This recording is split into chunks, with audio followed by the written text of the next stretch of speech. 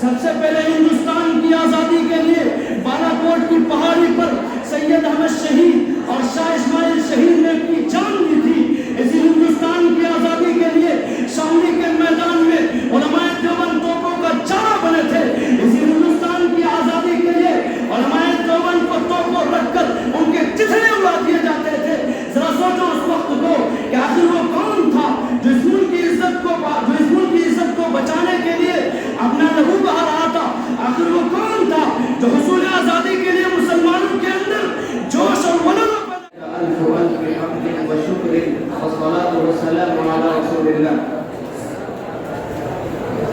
عزیز ساتھیوں، آج کی اس تقابلی بزم خطابت میں میری تقریر کا عنوان شاعر مشرق ڈاکٹر علامہ اقبال علیہ الرحمہ کا یہ شعر ہے کہ جب گلستان کو خون کی ضرورت پڑی، جب گلستان کو خون کی ضرورت پڑی، سب سے پہلے گردن ہماری ہی کٹی۔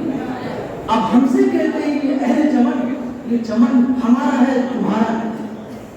عزیز ساتھیوں، جب ہندوستان کی سرزمین پر انگریز کا تسلط ہوا، جب ہندوستان کی ماں کا سندور کھرچا جا رہا تھا، جب ہندوستان کی خوبصورت عمارتوں کو مسمار اور تباہ و برباد کیا جا رہا تھا، جب ہندوستان کی عورتوں کی عزتوں کو پامال کیا جا رہا تھا، ذرا سوچو اس وقت کو جب ہم انگریز کے چنگل میں جکڑے ہوئے تھے، سانس لینے کی ہم کو مہلت نہ تھی، تو اس وقت اس ملک کی گود میں پرورش پانے والا کوئی مائی کا نام اتنی جرأت نہیں کر سکتا تھا جو انگریز کی حکومت کو للکار سکے اور دنیا کی سپر پاور طاقت کا مقابلہ کرنے کے لیے آواز اٹھا سکے۔ چنانچہ ایسے پرخطر اور نازک حالات میں سب سے پہلے ہندوستان کی آزادی کے لیے بالاکوٹ کی پہاڑی پر سید احمد شہید اور شاہ اسماعیل شہید نے اپنی جان دی تھی۔ اسی ہندوستان کی آزادی کے لیے شاملی کے میدان میں علماء دیوبند توپوں کا چارہ بنے تھے۔ اسی ہندوستان کی آزادی کے لیے علماء دیوبند کو توپوں رکھ کر ان کے چتھڑے اڑا دیے جاتے تھے۔ ذرا سوچو اس وقت کو کہ آخر وہ کون تھا جو اس ملک کی عزت کو بچانے کے لیے اپنا لہو بہا رہا تھا؟ آخر وہ کون تھا جو حصول آزادی کے لیے مسلمانوں کے اندر جوش اور ولولہ پیدا کر رہا تھا؟ وہ شیر دل انسان، خدا طرز انسانیت کا مسیحا، شاہ ولی اللہ محدث دہلوی کا فرزند شاہ عبدالعزیز تھا۔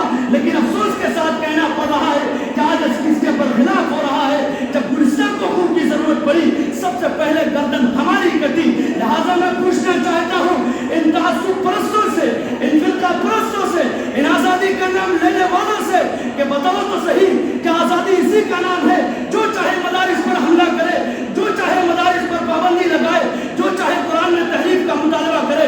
تو یاد رکھو، میں ڈنکے کی چوٹ پر کہتا ہوں، میں ایسی آزادی پر کل بھی لعنت بھیجتا تھا اور آج بھی لعنت بھیجتا ہوں، کیونکہ ہمیں آزادی چاہیے، اپنے رب کے نظام کی آزادی، نبی کے دستور کی آزادی، صحابہ کے نظام کی آزادی۔ میں اس شعر پر اپنی تقریر کو ختم کرتا ہوں۔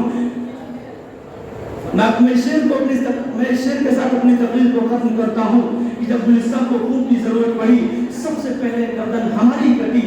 اب ہم سے کہتے ہیں یہ اہل چمن، یہ چمن ہمارا ہے، تمہارا نہیں۔ والسلام علیکم۔